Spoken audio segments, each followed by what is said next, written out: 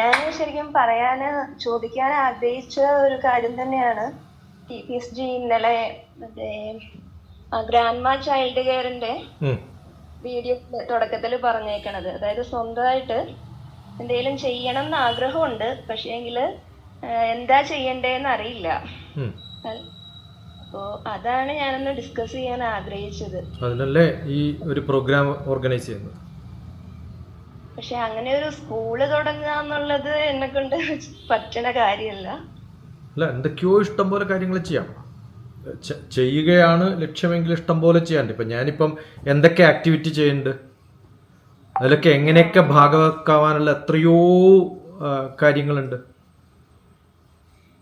അവനവന് സ്വന്തം ചെയ്യാൻ പറ്റുന്നില്ലെങ്കിൽ നമ്മളൊക്കെ ചെയ്ത് തുടങ്ങിയിട്ടുള്ളത് ബാക്കിയുള്ളവരെ സപ്പോർട്ട് ചെയ്തിട്ടും അവരെന്താ ചെയ്യുന്നതെന്ന് മനസ്സിലാക്കിയിട്ടും ഒക്കെയാണ് നമ്മുടെ പ്ലാനുകൾ ചെയ്യുന്നത്.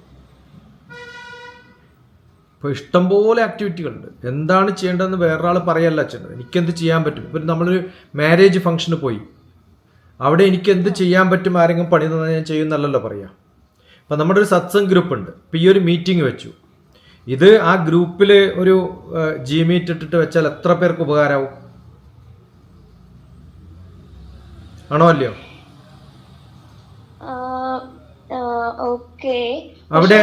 അവിടെ ഓരോരാളുടെയും പ്രശ്നങ്ങൾ പറയുമ്പോൾ എന്തെങ്കിലുമൊക്കെ എനിക്ക് ചെയ്യാം, എനിക്ക് ഒറ്റയ്ക്ക് ചെയ്യാൻ എപ്പോഴും ബുദ്ധിമുട്ടായിരിക്കും. ഇപ്പം ഞാൻ നല്ലൊരു ഗ്രൂപ്പ് ഉണ്ടായത് കൊണ്ടാണ് എൻ്റെ നാട്ടിലും അവിടെ ഇവിടെയൊക്കെ ഞാൻ ക്യാമ്പുകൾ നടത്തിയത്. അതിൽ എനിക്ക് നല്ല എഫേർട്ട് എടുക്കണം എന്ന് തോന്നിയത് കൊണ്ടാണ് ഞാനത് നിർത്തിയത്. ഞാനിപ്പോൾ നാട്ടിൽ പോകുന്ന സമയത്ത് ഓരോരാളായിട്ട് വരുമ്പോൾ ഞാൻ എത്ര സമയം വേസ്റ്റ് ചെയ്യുന്നുണ്ടെന്ന് അറിയോ? എൻ്റെ ഇപ്പോൾ ഈ ഒരു ഡിസ്കഷൻ വേസ്റ്റ് ആണെന്ന് ഞാൻ പറയില്ല, കാരണം ഞാൻ റെക്കോർഡ് ചെയ്തിട്ട് യൂട്യൂബിൽ ഇടുന്നുണ്ട്.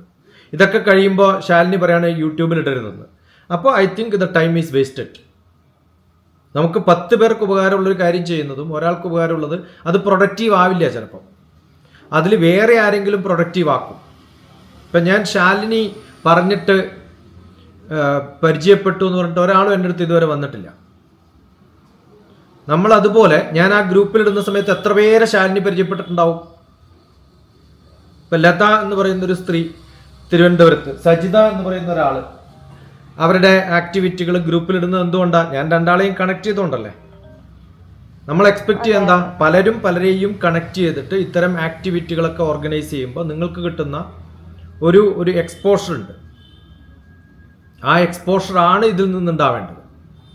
ഇപ്പം ഞാൻ ചോദിക്കട്ടെ ശാലിനിയോട്, ആ ഗ്രൂപ്പിൽ ഇഷ്ടം പോലെ എൻ്റെ കോട്ടുകൾ ഇടുന്നില്ലേ? ആ കോട്ടിൽ ഏതെങ്കിലും ആർക്കെങ്കിലും ശാലിനി അയച്ചു കൊടുത്തിട്ടുണ്ടോ ഇതുവരെ? ഇല്ല. അപ്പൊ ഞാൻ പറയുന്നത് അവനവൻ അത് യൂസ്ലെസ് ആണെന്ന് തോന്നിയത് കൊണ്ടാണോ?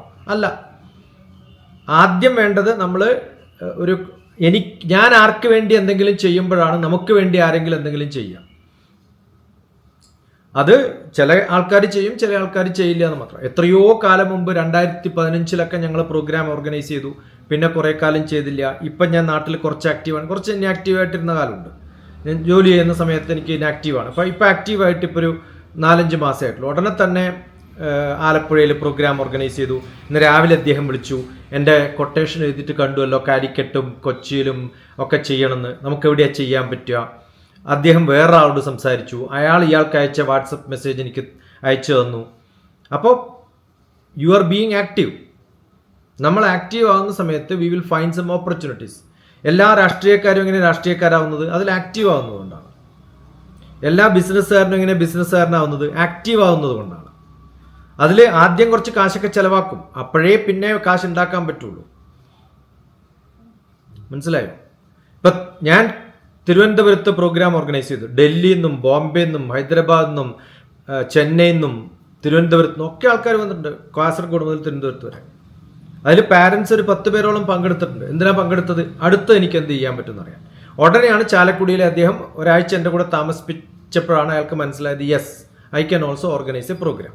ഒരാൾക്കൊരു സ്കൂൾ തുടങ്ങാൻ പറ്റില്ല. അതിനാണ് ഞാൻ വണ്ടി ഓടിച്ച് ആലപ്പുഴ വരെ വന്ന്, അവിടെ ആരാ ഉണ്ടായിരുന്നത്? പൊട്ടൻഷ്യലി തുടങ്ങാൻ തോന്നുന്ന ഒരാൾ പോലും അതിനകത്തില്ല എന്ന് എനിക്ക് ഉറപ്പാണ്. എന്നിട്ടും ഞാൻ ക്രിയേറ്റീവായിട്ട് പറ്റുന്നത്രയും ഞാൻ സമയം അവിടെ ഇൻവെസ്റ്റ് ചെയ്തിരുന്നു. അപ്പോൾ ആദ്യം വേണ്ടത് നമുക്ക് എന്ത് ചെയ്യണമെങ്കിലും ഒരു ഗ്രൂപ്പ് ഉണ്ടാവണം. ആ ഗ്രൂപ്പ് ഓൾറെഡി ഉണ്ട് നമ്മുടെ അടുത്ത്.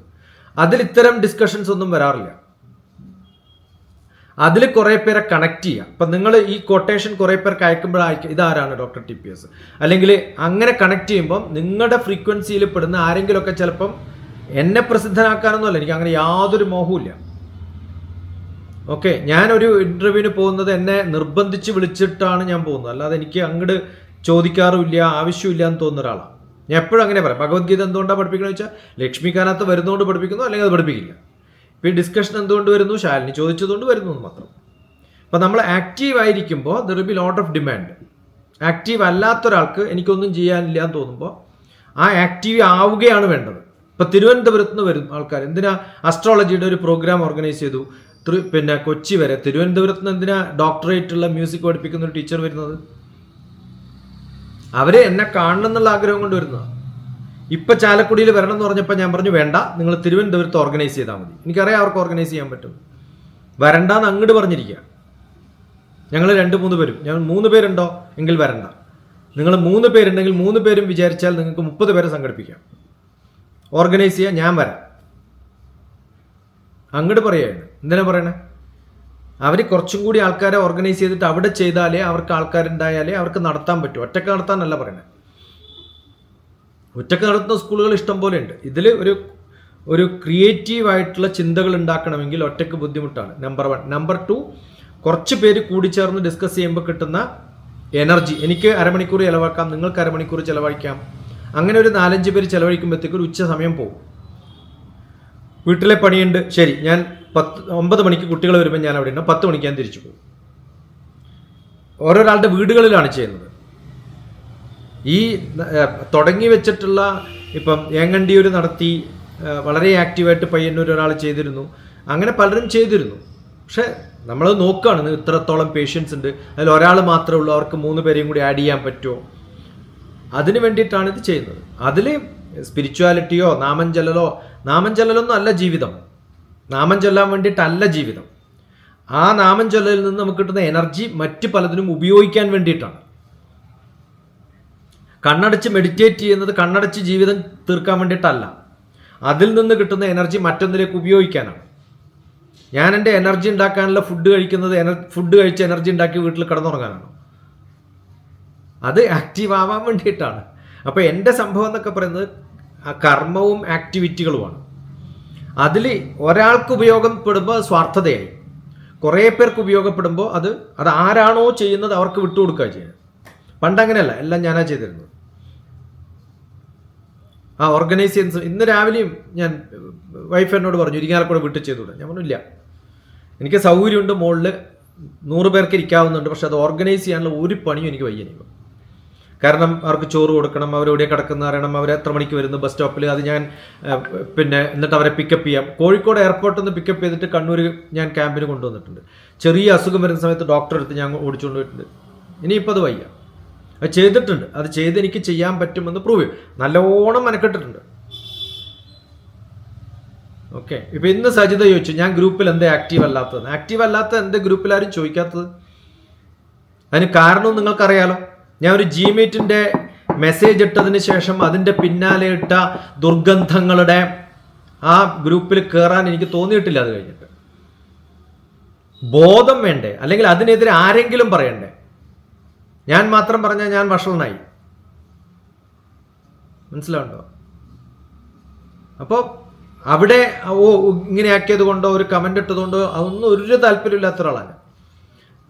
നല്ലതാണെന്ന് പറഞ്ഞിട്ട് കാര്യമില്ല. നിങ്ങൾക്ക് റിസോഴ്സ് ഉണ്ട്, നിങ്ങൾക്ക് എന്ത് ചെയ്യാൻ പറ്റും. ഇത് നല്ല പ്രോഗ്രാമാണ്. നല്ലതാണെന്ന് പറഞ്ഞാൽ എന്താ ചെയ്യുക? അവനവൻ കുടിക്കുന്നതിന് പകരം വേറെ ആർക്കെങ്കിലും ഷെയർ ചെയ്യുമ്പോഴല്ലേ അതിൻ്റെ ഗുണം ഉണ്ടാവുക. അങ്ങനെ വരുമ്പോൾ you will make a good group. അതൊന്നും എനിക്ക് വേണ്ടിയിട്ടില്ല. You will make a good group. ആ ഗ്രൂപ്പിന് പലതും ചെയ്യാൻ പറ്റും. അപ്പോൾ ഒറ്റയ്ക്ക് തുടങ്ങണമെന്ന് ഞാൻ സ്കൂൾ ഒറ്റയ്ക്ക് തുടങ്ങാൻ പറ്റില്ല എന്ന് ഉറപ്പാണ് എനിക്ക്. കാരണം ഈ കൺസെപ്റ്റ് വെച്ച് ചെയ്യാൻ പറ്റില്ല.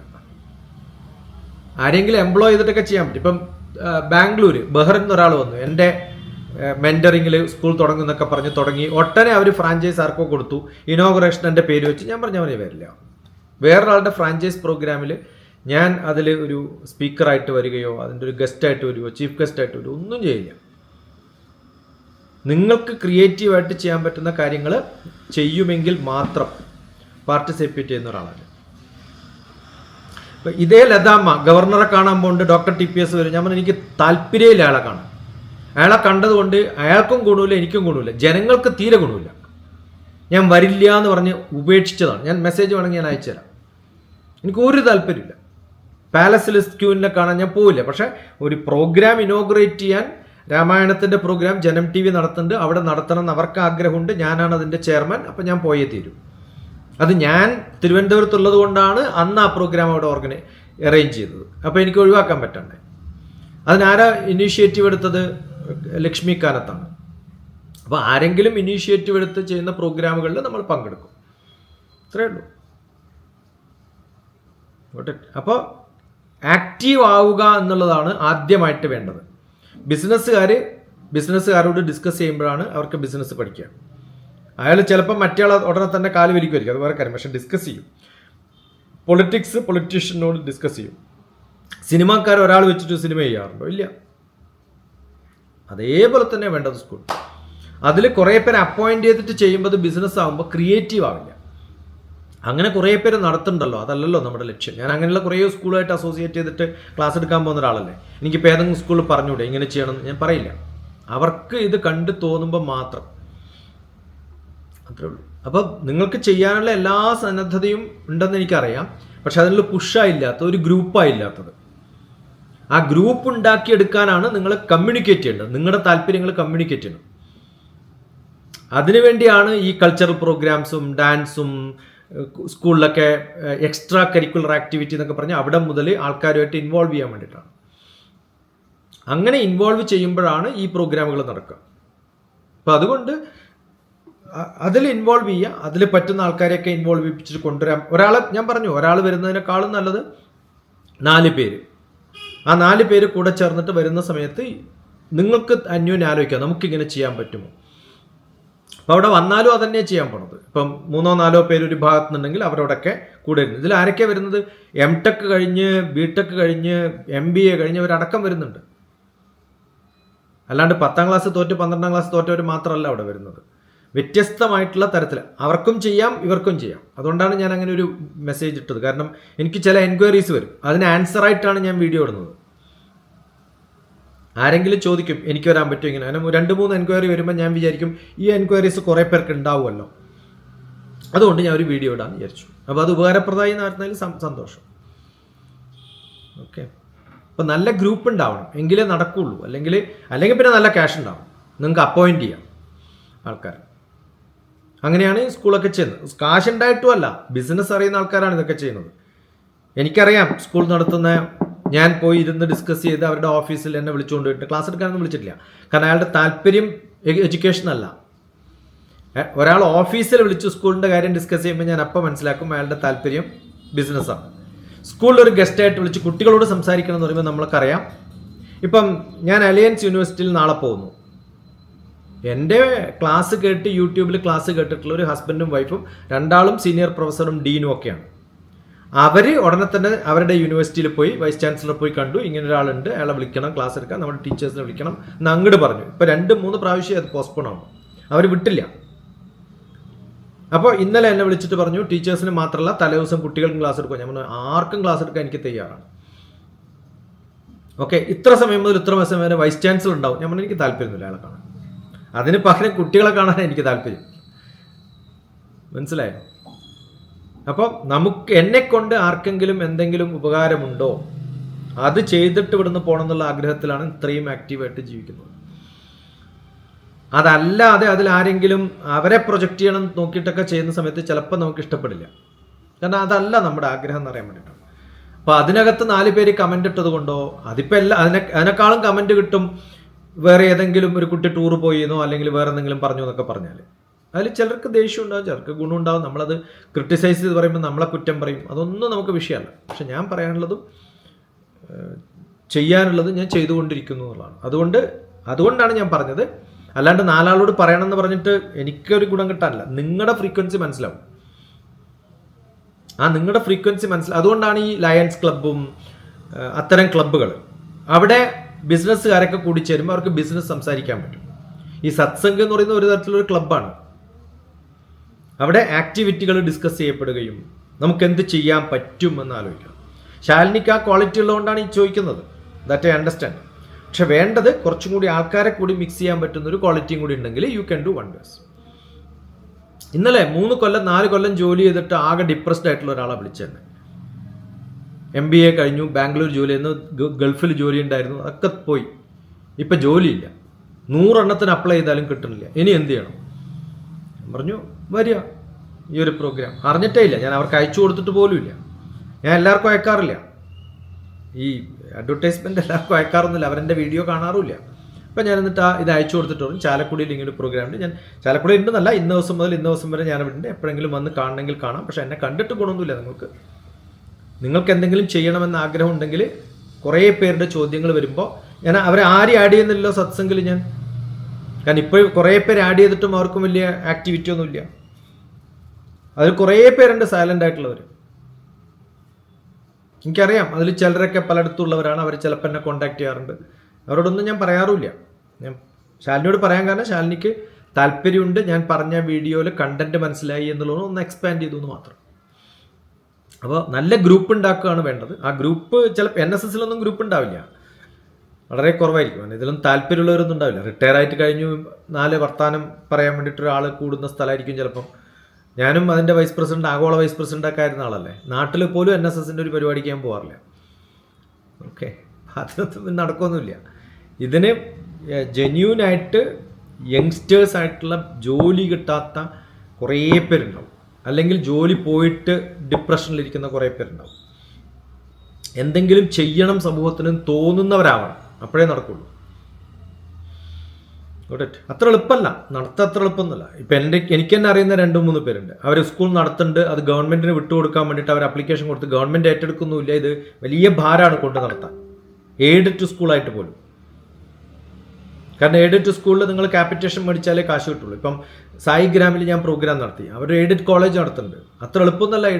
കോളേജിന് കുറേ ബിൽഡിങ്ങിന് ഇൻവെസ്റ്റ് ചെയ്യണം, അതൊന്നും തിരിച്ചു കിട്ടില്ല. ഈ ക്യാപിറ്റേഷൻ ഫീസ് എന്നിട്ട് മേടിക്കുന്നൊന്നും പോരാ അത് തിരിച്ചു കൊടുക്കാൻ വേണ്ടിയിട്ട്. അപ്പോൾ വലിയ ഭാരമാണ്, ഇൻസ്റ്റിറ്റ്യൂഷൻ നടത്താൻ വലിയ ഭാരമാണ്.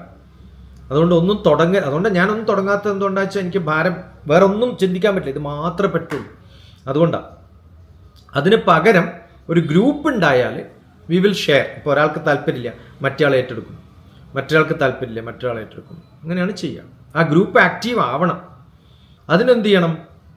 അവരെയാണ് ഡിസ്കസ് ചെയ്തിട്ട്. അതുകൊണ്ടാണ് ഒരു ഗ്രൂപ്പ് ഉണ്ടാക്കാനൊക്കെ പറഞ്ഞത്. ഗ്രാൻഡ് മാ ചൈൽഡ് കെയർ, ശിക്ഷാ ഗുരുകുലം ഗ്രൂപ്പ് ഉണ്ടാക്കി. എന്നിട്ട് എന്ത് ചെയ്തു? കുറച്ച് ക്ലാസ് നടത്തി നിങ്ങളുടെ പേഷ്യൻസ് ടെസ്റ്റ് ചെയ്യാണ് നമ്മൾ.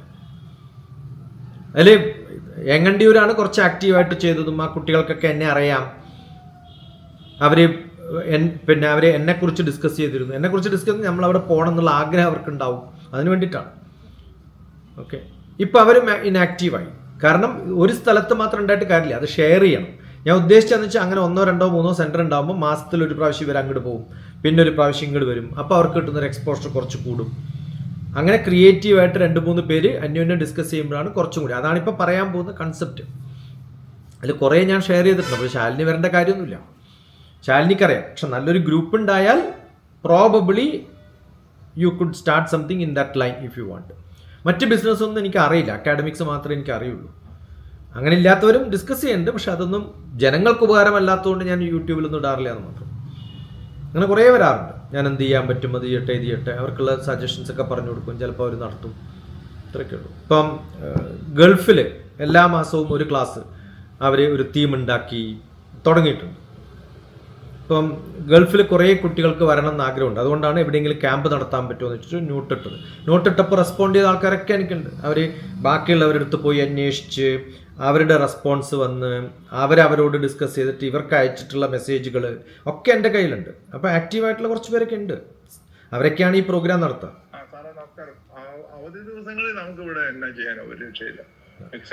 ഞാൻ അയച്ചതല്ല, വേറെ ആർക്കോ അയച്ച മെസ്സേജാണ്.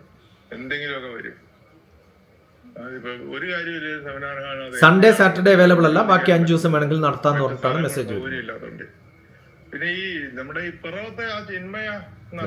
അവരെത്ര സജസ്റ്റ് ചെയ്യേണ്ടത് അവിടെ ചെയ്യാം, നമുക്ക് ഇവിടെ ചെയ്യാം, അവരെ കോൺടാക്ട് ചെയ്യും. അത് TPS അറിയുന്നുണ്ടാവും.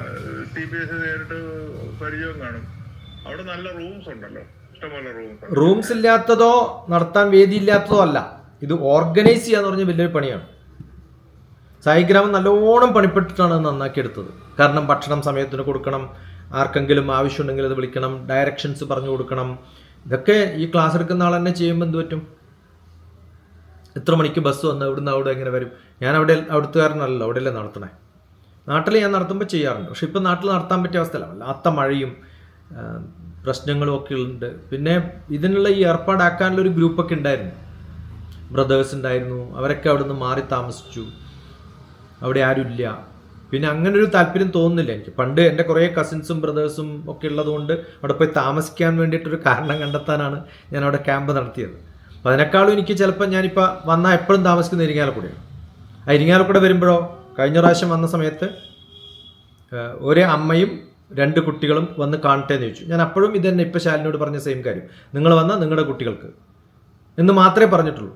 അവർ 3 പാരൻസും സ്കൂളിൽ നിന്ന് ക്ലാസ് അറ്റൻഡ് ചെയ്യുന്നവരെ അവിടുന്ന് പിടിച്ചുകൊണ്ടുവന്നിട്ട് ഒരു 5-8 പിള്ളേരും കൂടി വന്നു. അവരൊരു ഹാഫ് ഡേ സമയം സ്പെൻഡ് ചെയ്തു എൻ്റെ കൂടെ. അപ്പോൾ അവരൊക്കെ ക്ലാസ് അറ്റൻഡ് ചെയ്യുമ്പോൾ ക്ലാസ് വിട്ടിട്ടാണ് പിടിച്ചുകൊണ്ടിരുന്നത് പാരൻസ്. എന്തിനാ അങ്ങനെ കൊണ്ടുവരുന്നത്? അവർക്ക് താല്പര്യമുണ്ട്, ഗുണമുണ്ട്, എന്നെ അറിയാമെന്നുള്ളതുകൊണ്ടല്ലേ. ഓട്ടെ. അപ്പോൾ ഒരു 8 കുട്ടികളും 3-4 പാരൻസും 12 പേരുണ്ടായിരുന്നു. ആ ഒരു ഹാഫ് ഡേ വളരെ വൃത്തിയാണ്. എനിക്ക് ഒന്നും റെക്കോർഡ് ചെയ്തിട്ടില്ല, അതിട്ടിട്ടില്ല. പക്ഷെ നല്ല ക്വാളിറ്റി ഡിസ്കഷൻസ് ആയിരുന്നു, മനസ്സിലായോ? അപ്പോൾ കുറേ നല്ല താല്പര്യമുള്ളവരുണ്ട്. അവരിപ്പോൾ പറയുന്നുണ്ട്, ആ കുട്ടി ഇന്നിട്ടത് ഞാൻ ഇപ്പോൾ എഡിറ്റ് ചെയ്ത് കഴിഞ്ഞു. ഞാൻ ആ കുട്ടി ഒരു മെസ്സേജ് അയച്ചിട്ടുണ്ട്, എനിക്ക് മെൻറ്ററിങ് വേണം. അതല്ല, എൻ്റെ സ്കൂളിൽ കൊണ്ടുവരണം എന്നാണ് എൻ്റെ ആഗ്രഹം. എൻ്റെ നാട്ടിൽ ഇങ്ങനെ ഒരു പ്രോഗ്രാം ചെയ്യണമെന്നാണ് എൻ്റെ ആഗ്രഹം. ആ 6ാം ക്ലാസ്സിലെ കുട്ടിയിട്ടുള്ള മെസ്സേജ് ഞാൻ ഇന്ന് ഇപ്പോൾ എഡിറ്റ് ചെയ്ത് തീർന്നതാണ്. റൈറ്റ്. അപ്പം അങ്ങനെ താല്പര്യമുള്ളവരുണ്ടാവും. അത് ഉണ്ടാക്കിയെടുക്കലാണ് നമ്മുടെ ലക്ഷ്യം. അവരൊക്കെ മെൻറ്ററിങ്ങിന് പറയും. എയ്ഡഡ് സ്കൂളിൽ ഇതുപോലെ പ്രോഗ്രാം എന്തെങ്കിലും ചെയ്യാറുണ്ടോ? ഈ ചോദ്യങ്ങൾക്ക് അനവസരമാണ്. കാരണം എയ്ഡഡ് ആണോ, ഗവൺമെൻറ് ആണോ, ടോട്ടലി പ്രൈവറ്റ് ആണോ, അവർക്ക് ബിൽഡിംഗ് ഉണ്ടോ, ഇതൊന്നും നമുക്ക് ബാധകമല്ല. നമ്മളെ ആഗ്രഹമുള്ളവരുണ്ടോ, അവർക്ക് ഇഷ്ടമുണ്ടോ ഇത് കേൾക്കാൻ. എത്രയോ എയ്ഡഡ് സ്കൂളിൽ പോയിരിക്കണു. ഗോവയിൽ ഞാൻ നടത്തിയ എയ്ഡഡ് സ്കൂളല്ലേ, 5 ദിവസം അവിടെ താമസിച്ചിട്ടാണ് പഠിപ്പിച്ചത്. പള്ളിയിൽ അച്ഛൻ്റെ വീട്ടിലാണ് താമസിച്ചത്.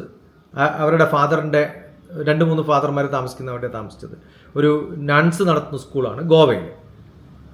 5 ദിവസം താമസിച്ചിട്ട് മാത്സ്, ഫിസിക്സ്, കെമിസ്ട്രി, ബയോളജി പഠിപ്പിച്ചു. എല്ലാ സബ്ജക്റ്റും പഠിപ്പിച്ചിട്ടാണ്. ഇപ്പോൾ ഞാൻ പോയത് എവിടെയാണ്? പോണ്ടിച്ചേരിയിൽ. ടോട്ടലി പ്രൈവറ്റാണ്, എയ്ഡഡ്. ഗോവയിൽ നടത്തി എയ്ഡഡ്. അങ്ങനെ പല സ്ഥലത്തും ഞാൻ ചിന്മയിൽ 5 ദിവസം പോയി താമസിച്ചു, ബോംബെയിൽ. അങ്ങനെയാണ് ചെയ്തത്. പലയിടത്തും ചെയ്യുന്നുണ്ട്. ഇതൊന്നും ഓരോരോ ഓർഗനൈസ് ചെയ്യുന്ന ആളുടെ കഴിവുകളാണ്. എനിക്ക് എൻ്റെ അടുത്തൊരു ബന്ധുവിൻ്റെ മാരേജിന് പോകുമ്പോൾ ഞാൻ എൻ്റെ എയർ ഫെയർ തന്നാലേ വരൂ എന്ന് പറയുമോ? ഇല്ല. നമ്മൾ എന്തെങ്കിലും പ്രോഗ്രാമിന് പോകുന്ന സമയത്ത് ചിലപ്പോൾ അതിന് പങ്കെടുക്കുന്നു മാത്രം.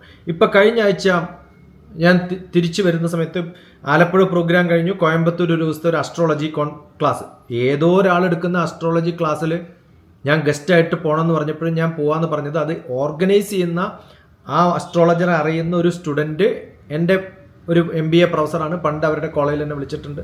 അവർക്ക് എന്നോട് താല്പര്യമുണ്ട്, എന്നെ അവരെ പരിചയപ്പെടുത്തണമെന്ന്. വെറുതെ പരിചയപ്പെടാൻ വേണ്ടി ഒരാൾക്ക് പോകും.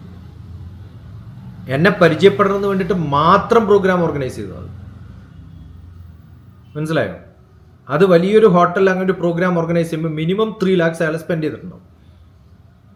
അതിലൊരു കാശ്, ഒരു ചില്ലി 10 ഉറുപ്പ്യ എനിക്ക് കിട്ടിയിട്ടില്ല. അതിന് വേണ്ടിയിട്ടും അല്ല ഞാൻ പോയത്.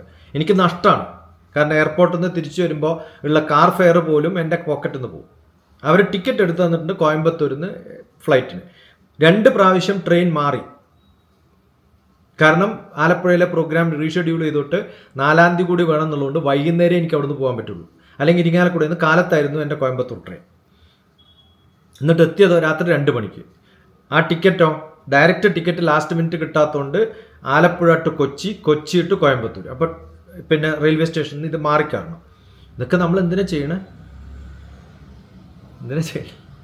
ആ ഒരാളല്ല, അവിടെ പോകുന്ന സമയത്ത് കുറച്ച് പേര് പരിചയപ്പെടും. അവർക്ക് ഈ അസ്ട്രോളജിയിൽ താല്പര്യമുണ്ട്. അയാൾക്കറിയില്ല എനിക്ക് അസ്ട്രോളജി അറിയുന്നൊന്നും.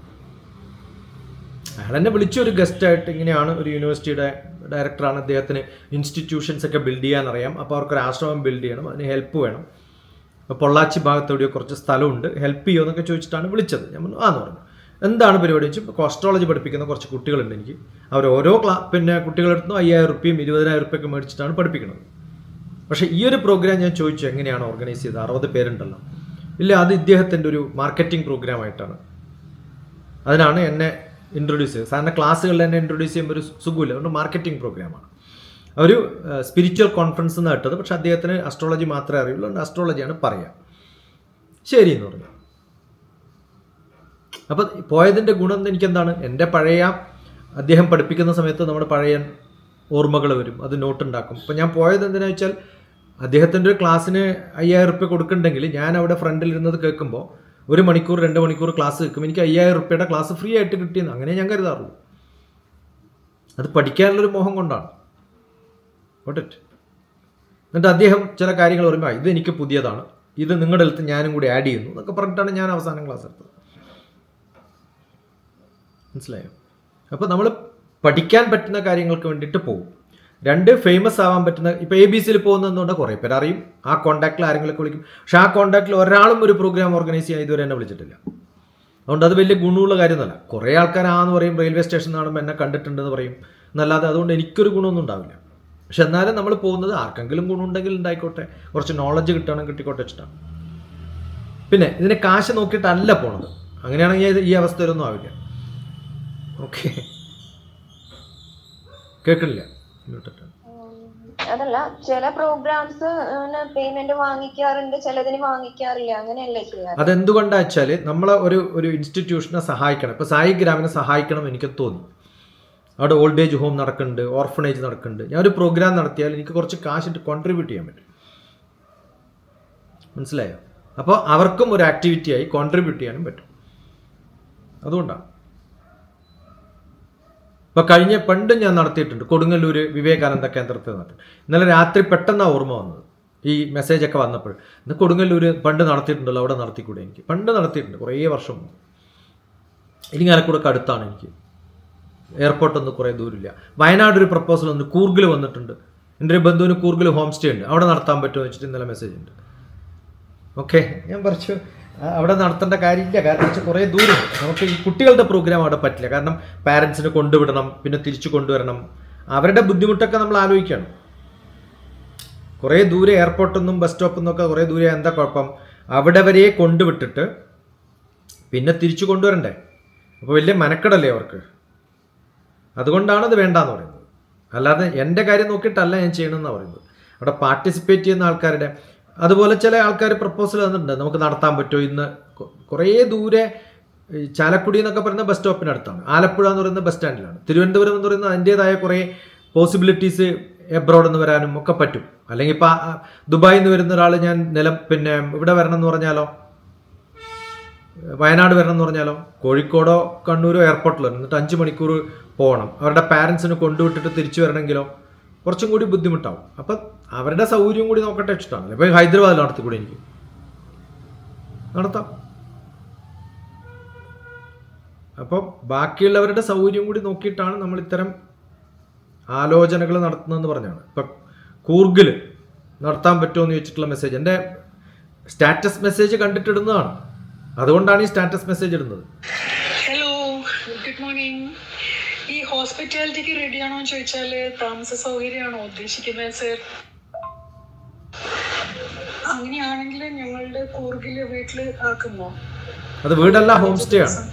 10-16 പേർക്ക് താമസിക്കാം, ഇഷ്ടം പോലെ ഉണ്ട്. ഇങ്ങനെ വരും, ആഗ്രഹമുള്ള കുറേ ആൾക്കാരുണ്ട്. പക്ഷേ ഏതാണ് നല്ലത്, ജനങ്ങൾക്ക് എങ്ങനെയാണ് കുറച്ചും കൂടി കൂടുതൽ ചെയ്യാൻ പറ്റുക എന്ന് ആലോചിച്ചിട്ടാണ്. എനിക്ക് കുറച്ചും കൂടി കംഫർട്ടബിൾ ആയിരിക്കും, കാരണം കുറച്ചും കൂടി കംഫർട്ടബിളായിട്ട് അതല്ല ഞാൻ നോക്കുന്നത്. ബാക്കിയുള്ളവർക്ക് കുറച്ചും കൂടി അപ്രോച്ചബിൾ ആയിട്ടുള്ള സ്ഥലമാണോ എന്നൊക്കെയാണ് നോക്കുന്നത്. അതുകൊണ്ട് എയ്ഡ് ടു സ്കൂളാണോ, പ്രൈവറ്റ് ആണോ, റിസോർട്ടാണോ, ക്ലബ്ബാണോ ഒന്നും ബാധകമല്ല നമുക്ക്. അരവിന്ദ് വിദ്യാമന്ദിർ ഇപ്പോൾ റെഡിയാണ്. 5 ദിവസം വർക്കിംഗ് ഡേ ആകുമ്പോൾ അവർക്ക് കുഴപ്പമില്ല. ഹോളിഡേയ്സിൽ മാത്രം പബ്ലിക് പ്രോഗ്രാംസ് വരുന്നത് കൊണ്ടാണ്. അത് ട്രസ്റ്റ് നടത്തുമ്പോൾ അവരുടെ റിലേറ്റഡ് ആയിട്ടുള്ള കുറേ ബുക്ക് ചെയ്തിട്ടുണ്ടാവും, അതുകൊണ്ടാണ്. പിന്നെ സ്കൂൾ നടക്കുന്ന ക്ലാസ്സാണ്. അപ്പോൾ നമ്മൾ പുറത്തുനിന്ന് ഒരു 60 പേര് വരുമ്പോൾ ഉണ്ടാകുന്ന ഒരു ലഹള സ്കൂളിൻ്റെ ആംബിയൻസിനും അവിടെ ഡിസിപ്ലിനും കുറച്ച് ബാധിക്കും. അതുകൊണ്ട് ഹോളിഡേയ്സിൽ എപ്പോഴും ഞാൻ അരവിന്ദ് വിദ്യാമന്ദിരം കോട്ടയത്ത് ഇഷ്ടംപോലെ നടത്തിയിട്ടുണ്ട്. പണ്ട് 10 കൊല്ലം മുമ്പൊക്കെ കുറേ ക്യാമ്പുകളാണ്. എയ്ഡഡ് സ്കൂളിൽ അവിടുത്തെ കുട്ടികൾക്ക് വേണ്ടിയിട്ട് ചെയ്യണ കാര്യമാണ് ചോദിച്ചത്, അല്ലാതെ അല്ല, അവർക്ക് താല്പര്യം വേണം. നമ്മള് സാധാരണ സ്കൂൾ പ്രോഗ്രാം എന്ന് പറഞ്ഞാൽ അവരെന്താ ചെയ്യുക, ഒരു ചീഫ് ഗസ്റ്റ് വന്നിട്ട് അരമണിക്കൂർ സംസാരിച്ചിട്ട് പോകണം, എന്നിട്ട് അവർ അതിന് ഫ്ലക്സിന് കുറേ കാശ് മുടക്കും, ഒരു പബ്ലിസിറ്റി വരും. കുട്ടികൾക്കും ഗുണമുണ്ടാവില്ല, നമുക്കും ഗുണമുണ്ടാവില്ല, അവർക്കും വലിയ ഗുണമൊന്നുമില്ല. അപ്പം അത്തരം ഇപ്പം ഏതെങ്കിലും ഒരു ആനുവൽ ഡേയിൽ ഗസ്റ്റായിട്ട് വിളിച്ചാൽ ഞാൻ പോവില്ല, സ്പോർട്സ് ഡേയിൽ ഗസ്റ്റായിട്ട് വിളിച്ചാൽ ഞാൻ പോവില്ല. നമുക്ക് വിസിബിലിറ്റി കിട്ടും, പക്ഷെ അതുകൊണ്ട് കാര്യമില്ല, അവർക്ക് ഗുണമില്ല എന്നാണ്.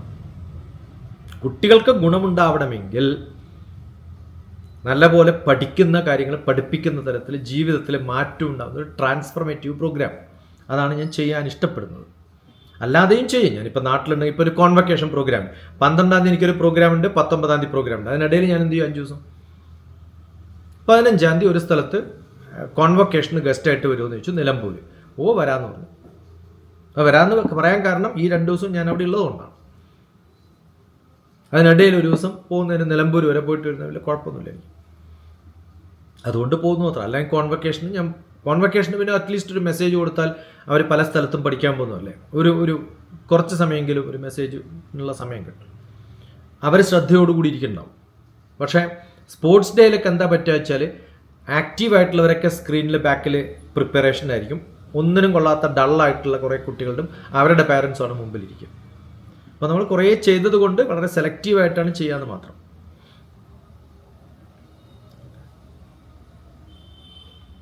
ഇത്രയും കാലം എൻ്റെ പ്രോഗ്രാം കണ്ടിട്ടും ഈ ഒരു ചോദ്യം, സാധാരണ സ്കൂളിൽ പോയിട്ട് ഞാൻ ക്ലാസ് എടുക്കുമോ എന്ന് ചോദിച്ചാൽ അറിയാം എന്താ ചെയ്യണം. അല്ല, ഞാൻ ചോദിക്കാൻ കാര്യം TPSD തന്നെ പറഞ്ഞിട്ടുണ്ട്, ചിലപ്പോൾ ഈ എയ്ഡഡ് സ്കൂളിലൊക്കെ ചെന്ന് കഴിഞ്ഞാല് അവിടെ ടീച്ചേഴ്സിന് ചിലപ്പോൾ താല്പര്യം ഉണ്ടാവില്ല അങ്ങനെ പ്രോഗ്രാം. താല്പര്യമുള്ളവരാണെങ്കിൽ അവർക്കറിയുമെങ്കിൽ എന്നാണ് ഞാൻ പറഞ്ഞത്. അവർക്ക് ഒരാളെ നമ്മൾ കണ്ടാൽ മനസ്സിലാവും അവരുടെ. ഞാൻ പലയിടത്തും പോയിട്ടുണ്ട്. ഏറ്റവും നല്ല സ്കൂൾ എന്നൊക്കെ പറയുന്ന സ്ഥലത്ത് പോയി, അവിടെ ഒരു സ്വാമിയാണ് ചീഫ്, അദ്ദേഹമാണ് എന്നെ വിളിച്ചത്, ഇന്ന ദിവസം നമുക്ക് പ്രോഗ്രാം ഓർഗനൈസ് ചെയ്യാം. ഉടനെ കലക്ടറിലൊക്കെ ആയി എനിക്ക് മെസ്സേജ് അടിച്ച്, ഞാനത് കൺഫേം ചെയ്ത് മെസ്സേജൊക്കെ അടിക്കും സാധാരണ. അതൊക്കെ അടിച്ചു കഴിഞ്ഞ് ആ ദിവസം പോകുമ്പോൾ സ്വാമി ഇന്ന് മൗനത്തിലാണ്, എന്നാൽ പ്രിൻസിപ്പൾ വിളിക്കും, അയാൾക്ക് മെസ്സേജേ ഇല്ല. ഇങ്ങനെയൊക്കെ ഇഷ്ടംപോലെ അനുഭവങ്ങൾ ഉണ്ടായിട്ടുണ്ട്. അതുകൊണ്ട് കുറച്ച് കെയർഫുള്ളാന്ന് മാത്രം, അത്രേ ഉള്ളൂ. താല്പര്യമുള്ളവരാണെങ്കിൽ റൈറ്റ്, അതിന് കണക്ട് ചെയ്യാൻ ഒരു മടിയും വേണ്ട. ആർക്കും എൻ്റെ നമ്പർ അവൈലബിൾ ആണ്. എല്ലാ വീഡിയോൻ്റെ താഴത്തും എന്തിനാണ് നമ്പർ ഇടുന്നത്, ആർക്കെങ്കിലും എന്നെ കൊണ്ട് ഗുണമുണ്ടെങ്കിൽ ഉണ്ടായിക്കോട്ടെ വെച്ചിട്ടാണ്. അപ്പോൾ ഈ ചോദ്യം അസ്ഥാനത്തുള്ള ചോദ്യമാണ്, അതാണ് ഞാൻ ചെയ്യുന്നത്, പലയിടത്തും ചെയ്യുന്നത്. എത്രയോ സ്കൂളുകൾ, ഒരു 10,000-ത്തിലധികം സ്കൂൾ പോയിട്ടുള്ള ഏതെങ്കിലും ഒരാളെ കാണിക്കാൻ പറ്റുമോ? ഞാനല്ലാതെ 10,000-ത്തിലധികം കോളേജിൽ പോയിട്ടുള്ള ഏതെങ്കിലും ഒരാളെ കാണിക്കാൻ പറ്റുമോ? ഇത്രയും ടീച്ചേഴ്സിനെയും ഇത്രയും സ്റ്റുഡൻസിനെയും പാരൻസിനെയും അഭിമുഖീകരിച്ച് സംസാരിക്കുകയും ക്ലാസ് എടുക്കുകയും ചെയ്തിട്ടുള്ള ഏതെങ്കിലും ഒരാളെ കാണിച്ചോ ഇന്ത്യയിൽ? കാണിച്ചാൽ പറ്റുകയാണെങ്കിൽ ഗ്യാരണ്ടീഡാണ് ഉണ്ടാവില്ല. ഇന്നല്ല തുടങ്ങിയ 10-26 വർഷമായില്ലേ, ഇഷ്ടംപോലെ പോയിട്ടുണ്ട്. ഇന്നലെ ഇപ്പൊ മോളുടെ സ്കൂളില് PTA മീറ്റിംഗ് ആയിരുന്നു. അപ്പോൾ ടീച്ചേഴ്സ് പറയണ കാര്യം എന്ന് വെച്ചാല് പിള്ളേർക്ക് പഠിക്കാൻ ഒട്ടും ഇൻട്രസ്റ്റ് ഇല്ല, അവർക്ക് ക്ലാസ്സിൽ ഇരിക്കാൻ തന്നെ, സ്വസ്ഥമായിട്ട് ഇരിക്കാൻ തന്നെയുള്ള ഒരു മൂഡില്ല. അതുപോലെ ഞാൻ ചോദിക്കട്ടെ, ഞാൻ എത്രയോ കുട്ടികളെ മെന്റർ ചെയ്യുന്നു. ശാലിനിയുടെ കുട്ടി ഏത് ക്ലാസ്സിലാണ് പഠിക്കണേ? 9ാം ക്ലാസ്സിൽ. എന്തെങ്കിലും ഒരു മെസ്സേജ് ഇടുകയോ, ഞാൻ പഠിച്ച കാര്യങ്ങൾ പഠിക്കുകയോ, ന്യൂസ് പേപ്പർ വായിക്കുന്നത് ഞാൻ പഠിപ്പിച്ച് ഡെയിലി ന്യൂസ് ഇടുന്നുണ്ട്. ഞാനത് ഇടാത്തതാണ്. ഡെയിലി ന്യൂസ് ഇടുന്ന കുട്ടികളുണ്ട് എനിക്ക്. അത് വായിച്ചിടുന്നത് കേട്ട് കഴിഞ്ഞാൽ, എന്നിട്ട് ഇന്ന് വന്ന മെസ്സേജ് ഞാൻ വേണമെങ്കിൽ അങ്ങോട്ട് കാണിച്ചു തരാം. ഇതിനകത്ത് കൃത്യമായിട്ട് കാണാൻ പറ്റില്ല, അതുകൊണ്ടാണ്. എല്ലാ ദിവസവും Good morning. This is World News. I'm Adel. US-Iran tensions between the United States and Iran remain high. With news എല്ലാ ദിവസവും ന്യൂസ് വായിച്ചിട്ട് ന്യൂസ് റിപ്പോർട്ടർ വായിക്കുന്ന പോലെ എനിക്ക് വായിച്ചയക്കണം എന്ന് പറഞ്ഞാൽ വായിച്ചയക്കുന്നതാണ്. അത് കഴിഞ്ഞിട്ട് ഇന്ന് doctor TPS, could you please give me our next assignment ഇങ്ങോട്ട് ചോദിച്ചുകൊണ്ട് വരികയാണ്. മനസ്സിലായോ? സ്കൂളിൽ പഠിപ്പിക്കുന്ന ടീച്ചേഴ്സിനല്ല കംപ്ലൈന്റ് പറയേണ്ടത്. അല്ല, ഞാൻ പറഞ്ഞത് അവര് പൊതുവേ പറയുന്ന കംപ്ലൈന്റ് അതാണ്. നമുക്കറിയാം, കൃത്യമായിട്ടറിയാം. ഇപ്പൊ ഇന്നലെ DPS-ൽ മധ്യപ്രദേശിൽ അവൻ്റെ പ്രിൻസിപ്പൾക്ക് താല്പര്യമുള്ളതുകൊണ്ട് ഒരു ഗൂഗിൾ മീറ്റിലാണ് സംസാരിച്ചത്. എത്ര ചോദ്യങ്ങളായിരുന്നു അറിയാം, വണ്ടർഫുൾ ക്വസ്റ്റ്യൻസ്. അത് കഴിഞ്ഞിട്ട് എനിക്ക് കുറേ പേര് കോണ്ടാക്ട് ചെയ്തു. അപ്പോൾ ഒരു മാഷക്ക് ചിലപ്പോൾ ഒരാളെ വിളിച്ചു കൊണ്ടുവരാൻ പറ്റും. പിന്നെ അവരുമായിട്ട് കോൺടാക്ട് ചെയ്യുന്നതും കമ്മ്യൂണിക്കേറ്റ് ചെയ്യുന്നതും ഒക്കെ പാരൻസിൻ്റെ ഒരു സപ്പോർട്ടും പാരൻസിൻ്റെ ഒരു ഇനീഷ്യേറ്റീവാണെന്നാണ് പറഞ്ഞത്. ആ പാരൻസിൻ്റെ ഇനീഷ്യേറ്റീവിലാണ് എനിക്ക് കുറേ മെസ്സേജുകൾ വന്നിരിക്കുന്നത്. നമ്മുടെ ഗ്രൂപ്പിൽ തന്നെയുള്ളതുണ്ട്. ചില പാരൻറ്റ് കാണിച്ചു, പരിചയപ്പെടുത്തി, നമസ്തേ, എനിക്കറിയാം. പക്ഷെ ആ കുട്ടി അടുത്ത് പോകാൻ പോകുന്ന സ്ഥലം അത്ര നല്ലതല്ല എന്ന് എനിക്കറിയാം. പക്ഷെ എന്നോട് അഭിപ്രായം ചോദിക്കാത്തതുകൊണ്ട് ഞാൻ പറഞ്ഞില്ല എന്ന് മാത്രം. അവിടെ പോയി ആശകോശലായി, പ്രശ്നങ്ങളായി. നമുക്കറിയാം ഇതൊക്കെ ഉണ്ടാവുന്നു ഓരോ സ്ഥലത്തെക്കുറിച്ച്. ഇപ്പം ഇന്നലെ ഒരു കുട്ടി ഹൈദരാബാദിലെ NIFTയിൽ അഡ്മിഷൻ കിട്ടിയിട്ടുണ്ട്. നാളെയാണ് ലാസ്റ്റ് ഡേറ്റ്. ഞാൻ ഇന്നലെ രാത്രി 9:30-10 മണിയാകുമ്പോഴാണ് ഡിസ്കസ് ചെയ്തത്. ആ ഡിസ്കഷൻ എന്നെ അറിഞ്ഞിട്ടൊന്നുമല്ല, എൻ്റെ വീഡിയോ കണ്ടിട്ടുണ്ട്, ഇത് കണ്ടിട്ടുണ്ട്. ഞാൻ ചോദിച്ചു, കുറേ ചോദ്യങ്ങളൊക്കെ ചോദിച്ചു. ഞാൻ പറഞ്ഞു ഇന്നതൊക്കെയാണ് അവിടെ വന്നാലുണ്ടാവുന്ന പ്രശ്നങ്ങൾ, അതൊക്കെ തരണം ചെയ്യാൻ പറ്റുകയാണെങ്കിൽ ശരി. ആരുമില്ല പറഞ്ഞു കൊടുക്കാൻ. അതുകൊണ്ടാണ് ഈ ഒറ്റക്കാ കുട്ടി. ഞാൻ ചോദിച്ചു ഉമ്മ പറഞ്ഞിട്ടാണോ ഉപ്പ പറഞ്ഞിട്ട്? അല്ല, ഉപ്പയാണ് പറഞ്ഞത്. ദുബായിലാണ്. ഡോക്ടർ TPSനോട് സംസാരിച്ചാൽ മതി, നമ്പർ തന്നത്. അത് കഴിഞ്ഞിട്ട് വീഡിയോ കണ്ടു ഒരാഴ്ചയായി. ഇന്നാണ് എനിക്ക് ഇത് കിട്ടിയിട്ടുണ്ട് അഡ്മിഷൻ. ഇനി എന്താ ചെയ്യേണ്ടത്? അപ്പോൾ ആ കുട്ടിയുടെ ആഗ്രഹം എന്താണ്, എന്തിനാ ചെയ്യണത് എന്ന് കൃത്യമായിട്ട് മനസ്സിലാക്കി. ആ ഒരു സപ്പോർട്ട് കൊടുക്കാൻ പറ്റുന്നതാണ് നമ്മൾ ചെയ്യുന്ന ഒരു നല്ല കാര്യം എന്ന് പറഞ്ഞത്. NIFTയെ കുറിച്ച് TPSGയുടെ അഭിപ്രായം എന്താ? അല്ല, ഓരോ സ്ഥലത്തും വ്യത്യാസമാണ്. അത് ഓരോരാളുടെയും കഴിവനുസരിച്ചിട്ടാണ് നമ്മൾ പറയാം. അതിൽ മോശമാവാൻ സാധ്യതയുള്ള കുട്ടികൾ, മോശമാവാൻ സാധ്യതയില്ലാത്ത കുട്ടികൾ ഒക്കെ ഉണ്ട് വ്യത്യസ്തമായിട്ട്. അവരുടെ background matters. How do they respond, how do they write, അതിനൊക്കെ അനുസരിച്ചിട്ടാണ്. നല്ല പിന്നെ ഉണ്ടായിരുന്നു രശ്മി എന്ന് പറയുന്ന അമേരിക്കയിലുള്ള നമ്മുടെ ഗ്രൂപ്പിലുണ്ട്. പക്ഷേ ഞാനുമായിട്ട് ഡയറക്റ്റ് കുറേ ഇൻട്രാക്ഷൻസ് നടക്കുന്ന ഒരാളാണ്. ഇന്നലെ രാത്രി തലശ്ശേരിയിലുള്ളൊരു കുട്ടിക്ക് സ്പെയിനിൽ പഠിക്കാൻ പോകണോ, ഫ്രാൻസിൽ പഠിക്കാൻ പോകണം എന്നൊക്കെ പറഞ്ഞിട്ട് അത് കഴിഞ്ഞിട്ട് ആരാ അവരെ ഡയറക്റ്റ് ചെയ്യുന്നത് ഇന്നാളാണ്. ആ ഡിസ്കഷൻസൊക്കെ കേട്ട് നമ്മൾ ഉള്ള സജഷൻസൊക്കെ പറഞ്ഞു കൊടുത്തു. എല്ലാവരെയും സജസ്റ്റ് ചെയ്യാൻ പറ്റുമോ ഫ്രാൻസിൽ പോകണം? അവരുടെ ബാക്ക്ഗ്രൗണ്ടും അവരുടെ എബിലിറ്റിയും ഒക്കെ നോക്കിയിട്ടാണ് നമ്മൾ സജസ്റ്റ് ചെയ്യുന്നത്.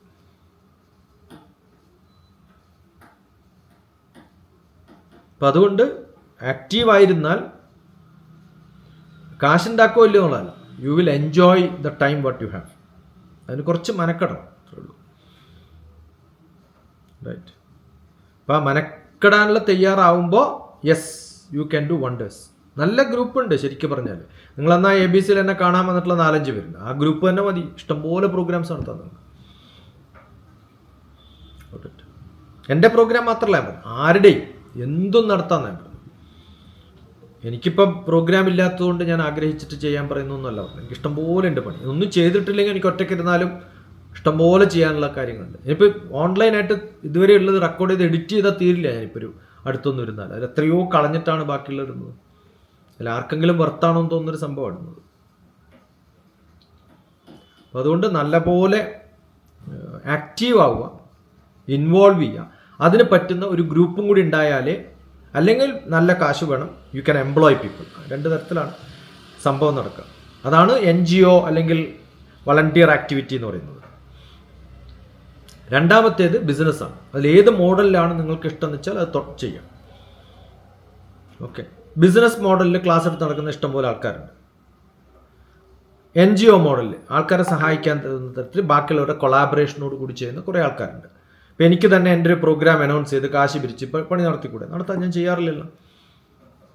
ആരാണോ നടത്തുന്നത് അവരുടെ ഇഷ്ടമാണ് ചെയ്യുന്ന കാര്യങ്ങൾ. ഇപ്പം ഞാൻ ചാലക്കുടിയിൽ വരുന്നു, അയാൾ എത്ര കാശ് തരുന്നു ചോദിച്ചിട്ടാണ്. ഇല്ല, ഞാനിപ്പോൾ ബുക്ക് എടുത്ത് വെച്ചു, അയാൾക്ക് കൊടുക്കാനില്ല. ഞാനിതെന്തിനാ ഈ കെട്ടിപ്പേറിയിട്ട് ബാംഗ്ലൂർ വഴി എൻ്റെ ഫ്ലൈറ്റിൽ ഈ ലഗേജ് കയറ്റി കൊണ്ടുപോകേണ്ട കാര്യമൊന്നും എനിക്കില്ല. മനസ്സിലായി? ആ PDF പിന്നെ അസ്ട്രോളജിയുടെ വന്ന സമയത്ത് എൻ്റെ അടുത്ത് ബുക്ക് പ്രിൻ്റ് ഇല്ല. അപ്പോൾ ഞാൻ അയാൾക്ക് അയച്ചു കൊടുത്തു. ഞാൻ PDF അയച്ചു കൊടുത്തിട്ട് അത് പ്രിൻ്റ് ചെയ്യാൻ വേണ്ടി ഇയാളോട് ഞാൻ ഇത് പ്രിൻ്റ് ചെയ്യാൻ പറയണമെന്ന് വിചാരിച്ചുകൊണ്ടിരിക്കുകയാണ്. പറയണോ അതോ ഞാൻ കൊണ്ടുപോകണോ എന്നായി. കാരണം 4 വോളിയാണ്. ABCDEFGHIJKLMNOPQRSTUVWXYZ. ഈ ബുക്കാണ് 26 ബുക്ക്. ഇതാണ് ഗ്രാൻഡ്മ ചൈൽഡ് കെയർ ശിക്ഷാ ഗുരുകുലത്തിൻ്റെ പഠിപ്പിക്കാൻ പറ്റുന്ന ഒറ്റ ബുക്കായിട്ട് ബൗണ്ട് ചെയ്യാൻ പറ്റാത്തതുകൊണ്ടാണ് 4 ബുക്കാണ്.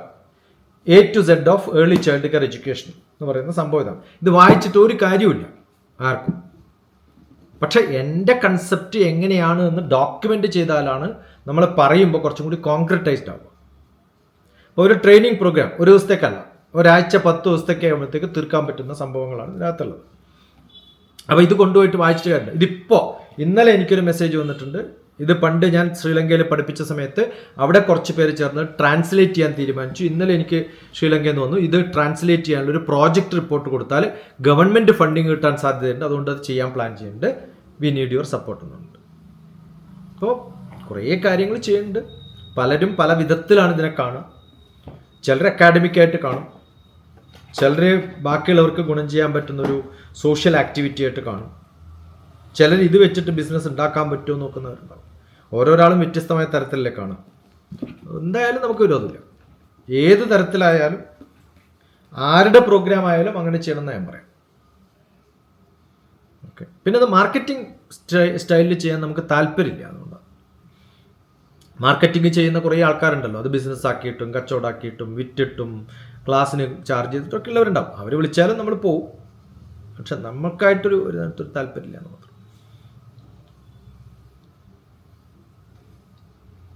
Good enough. പിന്നെ ഈ ഞായറാഴ്ചത്തെ പ്രോഗ്രാം അത് എന്താ ശരിക്കും കൊച്ചിയിൽ വരുന്നത്? അതും ഞാൻ പറഞ്ഞല്ലോ, അതിനകത്തൊരു നമ്പർ ഉണ്ട്, അയാളെ വിളിക്കും. ഞാൻ എന്തിനാ ഈ നമ്പർ ഇടുന്നത്? അവരാണ് ഓർഗനൈസ് ചെയ്യുന്നത്. അവർ കുറേ പ്രഭാഷകന്മാർ ഭാരതീയ സങ്കല്പം അല്ലെങ്കിൽ ക്ഷേത്രങ്ങളിലെ ആചാരാനുഷ്ഠാനങ്ങൾ പറ്റി ക്ലാസ് എടുക്കുന്നു. ഓരോരാളും തോന്നുന്ന ഓരോന്ന് പറയും.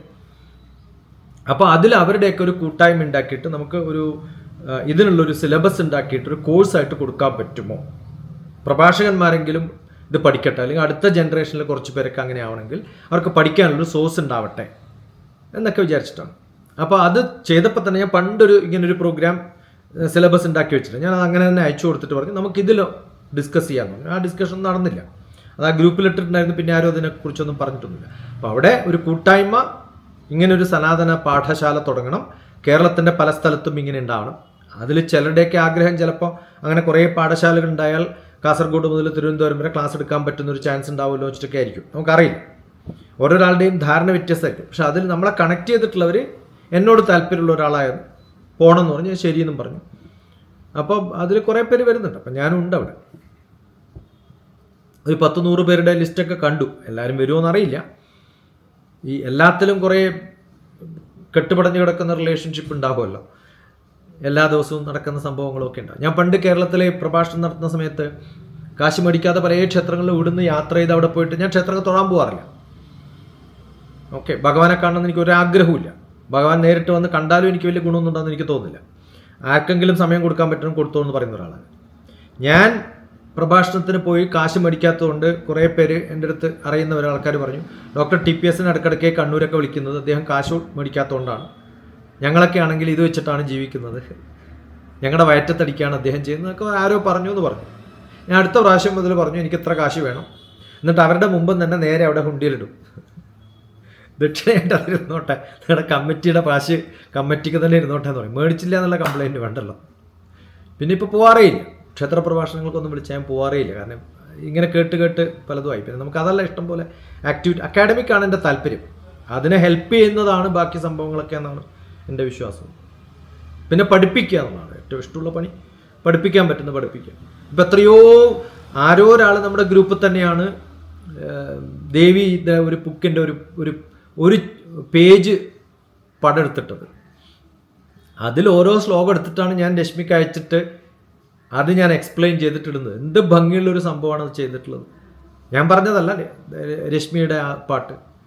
എനിക്ക് തോന്നുന്നില്ല ആരും അത് കാണുകയോ അല്ലെങ്കിൽ അത് പബ്ലിസൈസ്, എന്ത് ഉത്തമമായിട്ടുള്ള ശ്ലോകങ്ങളാണെന്ന് അറിയുന്നത്. ഇപ്പം പഠിക്കാൻ പറ്റുന്നത് ഉപയോഗിക്കുന്നൊന്നുമില്ല. പലതും ആ ഗ്രൂപ്പിൽ ഇട്ടിട്ട് പോലുമില്ല. ഞാൻ വിചാരിക്കും ചിലപ്പോൾ അത് ഇടണമെന്ന്. പിന്നെ ആയിരിക്കും ആർക്കെങ്കിലും താല്പര്യം ഉണ്ടെങ്കിൽ ഉണ്ടായിക്കോട്ടെ. അത് ഈ ക്രോസ് കൺസൾട്ടേഷനും ക്രോസ് ഡിസ്കഷൻസും കൂടുതലാണ്. അതിൽ ഒരാളെ പബ്ലിസൈസ് ചെയ്യാൻ മറ്റയാൾ ശ്രമിക്കുന്ന രംഗങ്ങളൊക്കെയാണ് നമ്മൾ കാണുന്നത്. നമ്മൾ അതിനകത്ത് ഇടപെടാൻ പോകാത്തതുകൊണ്ടാണ്.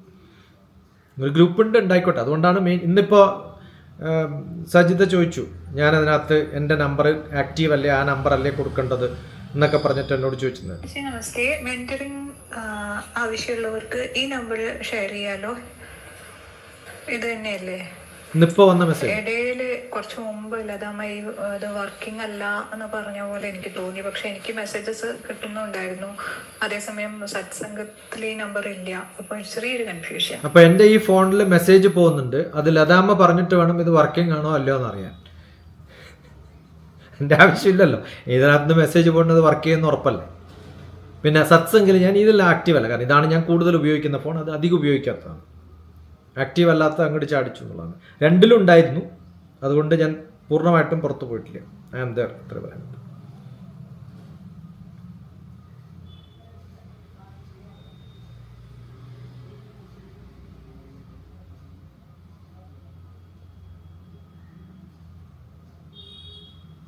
ഓക്കെ, അപ്പോൾ നല്ലപോലെ ആക്റ്റീവ് ആവുക, പറ്റുന്നൊരു ഗ്രൂപ്പ് ഉണ്ടാക്കുക. ഈ 1 ഡേ വർക്ക്ഷോപ്പ് കൊണ്ടൊരു ഗുണമൊന്നുമില്ല. പക്ഷെ അദ്ദേഹത്തിന് 3-4 ഡേയ്സ് നടത്തണം എന്ന് പറഞ്ഞപ്പോൾ പറ്റില്ല, 1 ഡേ ആയിക്കോട്ടെ വെച്ചു. എന്തായാലും 12-ാം തീയതി അവിടെ ഉണ്ട്, 15-ാം തീയതി ഒരു പ്രോഗ്രാം ഉണ്ട്. അത് കഴിഞ്ഞപ്പോഴാണ് ഞാൻ കൺഫേം ചെയ്തത്.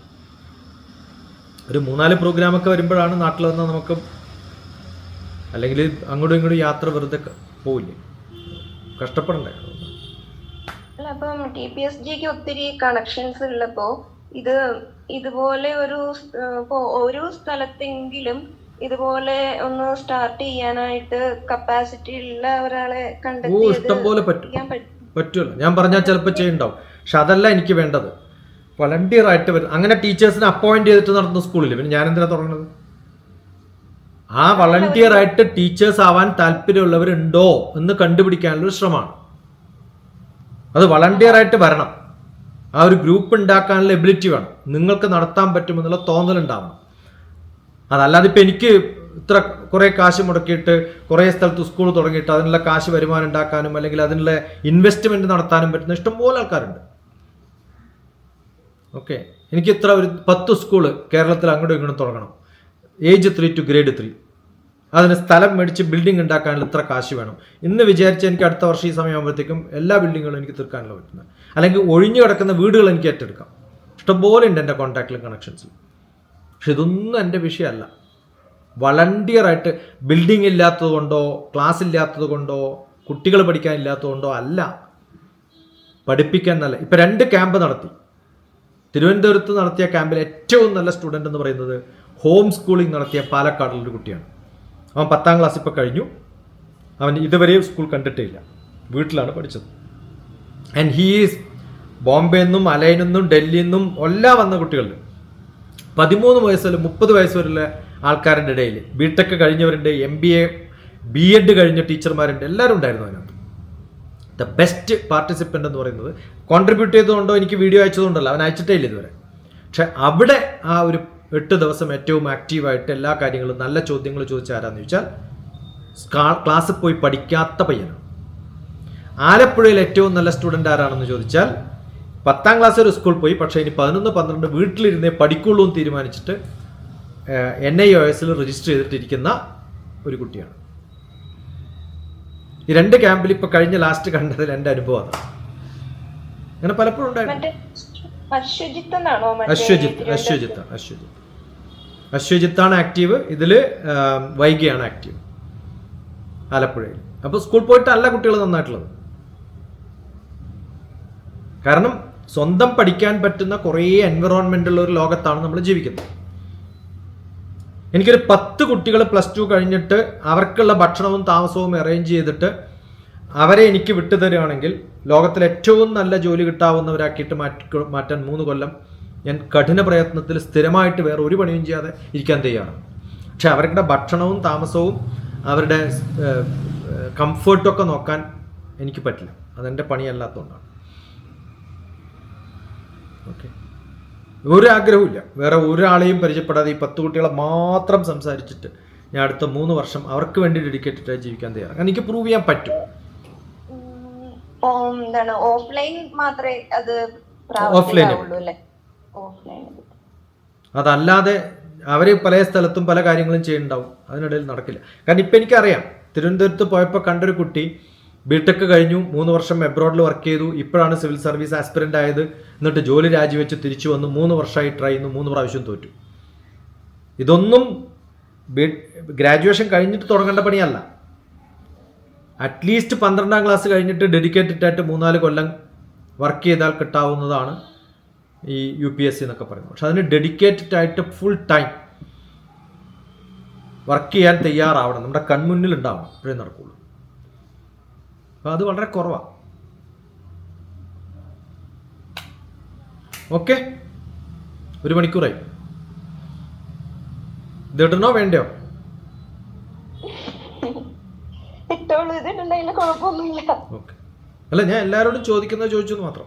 ഞാൻ എല്ലായ്പ്പോഴും അത് ഇല്ലെങ്കിലും ഇപ്പോൾ ഇന്നലെ മിഞ്ഞാന്ന് ഞാൻ കട്ട് ചെയ്തിട്ടുള്ള കുറേ പീസ് ഉണ്ട്, ഇടട്ടേന്ന് ചോദിച്ചു. പക്ഷേ റെക്കോർഡ് ചെയ്യുമ്പോഴേ എനിക്കറിയാം കുറേ ഡിസ്റ്റർബൻസ് ഉണ്ടായിരുന്നു, റെക്കോർഡിങ് കറക്റ്റ് ആയിരുന്നില്ല, ചിലപ്പോൾ ഇത് സേവ് ചെയ്യാൻ പറ്റാണ്ടാവും, അങ്ങനെയൊക്കെ അബദ്ധം പറ്റണം. അപ്പോൾ എൻ്റെ മാത്രമേ ഉള്ളൂ.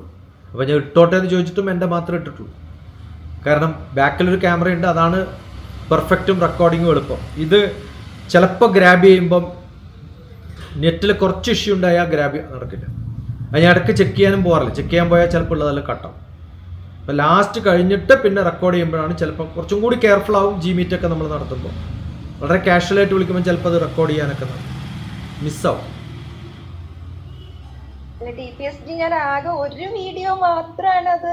അല്ല, ഞാൻ സാധാരണ എൻ്റെ കുട്ടിയെ എൻ്റെ കൂടെ 10 പ്രാവശ്യം ചെയ്ത ആളോടും ലാസ്റ്റ് ചോദിക്കുന്ന ഒരു നാച്ചുറൽ കാഷ്വൽ ക്വസ്റ്റ്യൻ ചോദിച്ചതാണ്.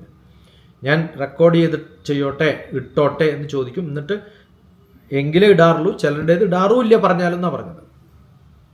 അതിൽ ചിലപ്പോൾ എൻ്റെ മുഖം മാത്രമേ ഉണ്ടാവുള്ളൂ, കാരണം അത് ഇവിടെയല്ല എടുക്കുന്നത്, ബാക്കിൽ എടുക്കുന്നതാണ് കാണുന്നത്. അതിലെനിക്ക് കുറച്ച് ക്ലാരിറ്റി ഉണ്ടാവും ചിലപ്പോൾ, അതുകൊണ്ടാണ്. ഓക്കെ.